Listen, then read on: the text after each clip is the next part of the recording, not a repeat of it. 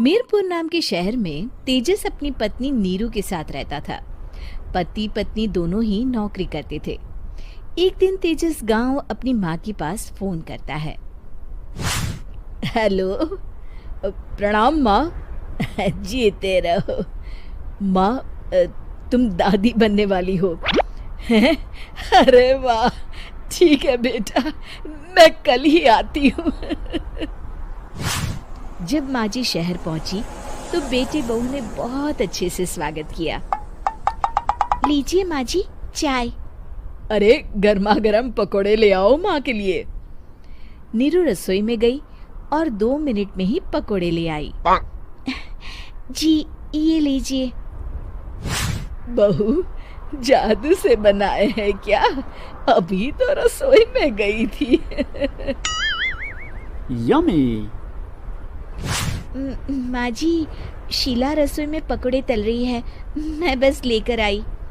हे भगवान, मेरा धर्म भ्रष्ट कर दिया तूने। अब तो गंगा जल से शुद्धिकरण करना होगा। दूसरे दिन, माँ जी मैंने नाश्ता बना दिया है, ऑफिस जा रही हूँ। पर अभी तो घर का सारा काम पड़ा है। शीला आती ही होगी, झाड़ू पोछा बर्तन कपड़े वो सब कर लेगी। हमारे जमाने में घर का सारा काम हम ही करते थे। जी माँ जी, आप बहुत होशियार हैं, मैं घर ऑफिस दोनों नहीं संभाल पाती। तो जरूरत क्या है घर से बाहर जाकर चाकरी करने की? वैसे भी घर का काम खुद करने से घर में बरकत आती है, समझी? पर माँ जी। पर वर कुछ नहीं, इस महीने की पगार मिले फिर ऑफिस बंद है। हाँ। रात को नीरू तेजस से कहती है, सुनिए जी, माँ जी बोल रही थी कि मैं नौकरी छोड़ दूं। वैसे ठीक ही तो है, अभी तुम्हें आराम की जरूरत है। फिर भी आराम कहाँ, शीला को छुड़ाने के लिए बोल रही थी। तो अब 24 घंटे में इतना काम तो कर ही सकती हो। पर जॉब पसंद है मुझे, घर पर मन नहीं लगेगा। अगले दिन जब दोनों ऑफिस के लिए निकल रहे थे, मेरी तो कोई कीमत ही नहीं है इस घर में। माँ जी, आजकल महंगाई बहुत है, रहन सहन भी बदल गया है, दोनों नौकरी करते हैं तभी ठीक रहता है।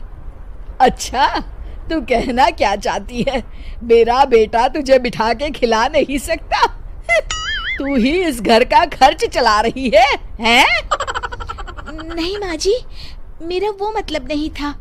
मतलब खूब समझती हूँ, ये बाल धूप में सफेद नहीं किए मैंने। हाँ। अब तो ये रोज का काम हो गया था। तेजस भी रोज की झिकझिक से परेशान हो गया था।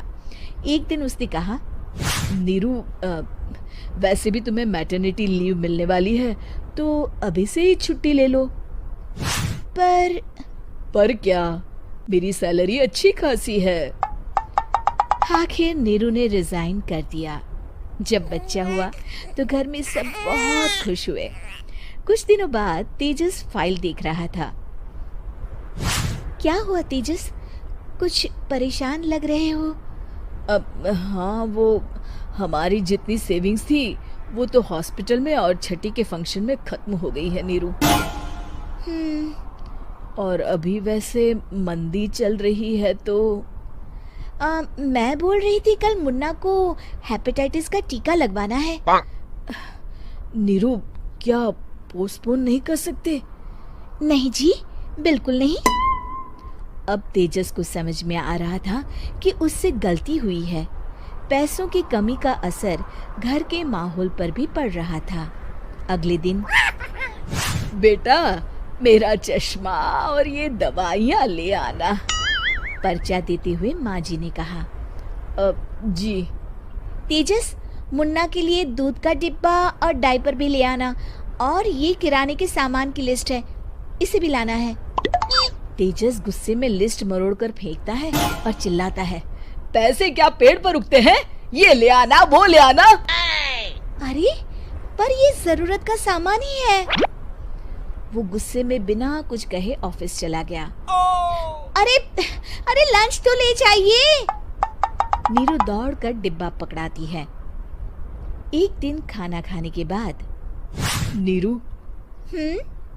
अब तो मुन्ना कुछ बड़ा हो गया, तो अब तुम वापस ज्वाइन कर लो ना जॉब। पर इस रिसेशन में जॉब मिलना बहुत मुश्किल है। ट्राई तो करो। फिर मुन्ना? माँ जी है ना, और एक फुल टाइम मेड भी लगा लेंगे। पर माँ जी, उन्हें तो पसंद नहीं।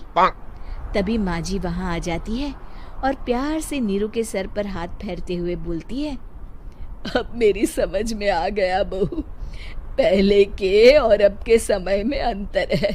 तुम काम शुरू करो, मुन्ना की जिम्मेदारी मेरी। मेरी प्यारी माँ जी। ये कहकर नीरू उनके गले